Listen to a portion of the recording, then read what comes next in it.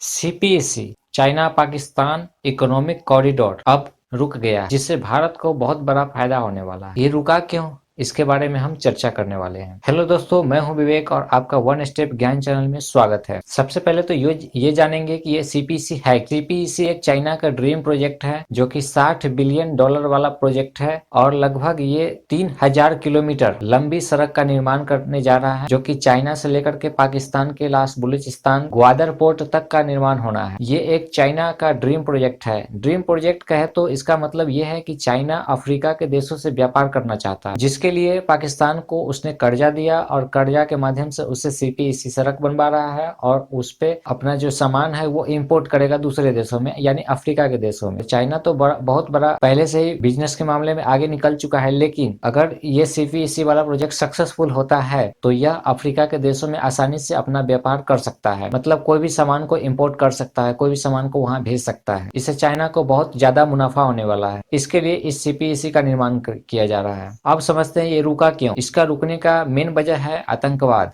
पाकिस्तान, सबको पता है कि पाकिस्तान आतंकवादी वाला देश है और इससे सटा अफगानिस्तान, उसके भी बॉर्डर पर मतलब ये सब आतंकवाद को ये बढ़ावा देने वाले देश है। इस देश में एक राज्य है जो कि गुजरात से सटे, सिंध राज्य से सटे बलूचिस्तान, यानी कि पाकिस्तान का सबसे बड़ा राज्य बलूचिस्तान, वहीं पर ये जाकर के अटक गया है। अब लगता है शायद ये पूरा हो जाए, लेकिन पूरा हमें नहीं लगता कि पूरा हो पाएगा इतनी आसानी से, क्योंकि वहां के लोगों को अब ये धीरे धीरे समझ में आ रहा है कि ये सीपीईसी का जो प्रोजेक्ट है यह हम लोग के गले में फांसी की तरह लटक रहा है, मतलब गले में फंदे की तरह लटक रहा है। चाइना जब सीपीईसी कहीं भी किसी भी देश में अपना कोई भी प्रोजेक्ट लॉन्च करता है या फिर प्रोजेक्ट चलता है इसका, तो वहां पे ये जमीन का अतिक्रमण करता है, मतलब जमीन को हड़पना।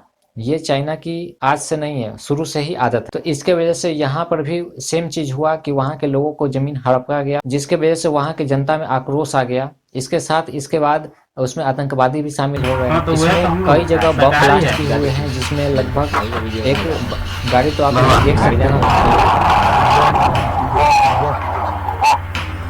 बगल में किस तरीके से धमाके में उड़ा दिया। इसमें 5 जवान शहीद हुए थे पाकिस्तान। आगे पता नहीं अभी कितने धमाके होंगे, इसका कोई अंदाजा नहीं है। इसके वजह से यहाँ पे कर्फ्यू भी लगा दिया गया है और साथ में इंटरनेट सेवा भी बंद कर दिया गया है, ताकि एक जगह से दूसरे जगह तक कोई भी सूचना साझा न किया जा सके। बलूचिस्तान आज नहीं, शुरू से ही ये समझता है कि हम एक सेपरेट कंट्री होना चाहते हैं, यानी कि पाकिस्तान से बलूचिस्तान अलग होना चाहता है हमेशा से, शुरू से।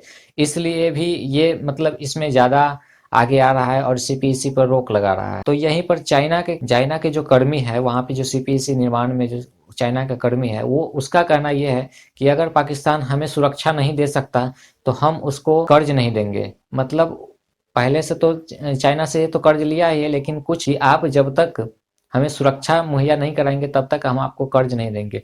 अब इसमें पाकिस्तान दोनों तरफ से घिर चुका है। घिरा ऐसे कि अब मान लेते हैं कर्ज नहीं मिलेगा तो इसकी आर्थिक स्थिति तो पहले से ही खराब है, अब और ज्यादा बिगड़ जाएगी। इसके बाद सीपीईसी के नाम पर जो अतिक्रमण हुआ है वहां के लोगों के साथ में, वो लोग भी बखलाया हुआ है, जिसके वजह से वहां कर्फ्यू लगा दिया गया, इंटरनेट सेवा बंद कर दिया, ये पहले ही बता दिया। इसी की वजह से अब पाकिस्तान की दो तरफा हालत खराब हो गई है। ये तो आप समझ गए कि यह सीपीईसी रुका क्यों, क्या कारण है। चाइना ने श्रीलंका में पहले ही ऐसा कांड कर चुका है, जिससे लोगों को, वहां के लोगों को अब समझ में आ रहा है। तो ये शुरू से ही ऐसे ही रहा है। अब आगे हो सकता है नेपाल के साथ भी ऐसा किया करे, क्योंकि अभी एयरपोर्ट के बारे में अभी फिर हल्ला होने लगा है, फिर मीडिया में खबर आने लगी है एयरपोर्ट से लेकर। तो उसके भी बारे में मैं वीडियो आगे बनाऊंगा, लेकिन अभी चर्चा करते हैं कि इससे भारत को क्या फायदा। तो सबसे पहले ये जाने कि सीपीईसी जो सड़क है, चीन से पाकिस्तान बलूचिस्तान के जो पोर्ट है ग्वादर पोर्ट, वहां तक का निर्माण होना था। ये जो रास्ता जाती है चीन से होकर पाकिस्तान होते हुए जाती है, लेकिन इसमें भारत का भी नक्शा का कुछ हिस्सा पड़ता है, जिसका नाम है पीओके। आपने सुना ही होगा। ये पीओके क्या है, तो ये पाकिस्तान अधिकृत कश्मीर है, मतलब है तो भारत का हिस्सा, लेकिन इस पे पाकिस्तानी ने कब्जा कर लिया है, जिसके वजह से उसका नाम पीओके रख दिया गया। आप यहाँ तक क्लियर है। अब चाइना से जो रोड जाते हैं उसी पीओके से होकर जाती है। इसमें भारत को तो बहुत ज्यादा घाटा हो जाएगा। अगर चाइना का अगर ये सीपीईसी प्रोजेक्ट क्लियर होता है तो इससे भारत को बहुत ज्यादा नुकसान हो सकता है भविष्य में। इसलिए भारत चाहता है कि ये कितना जल्दी खत्म हो।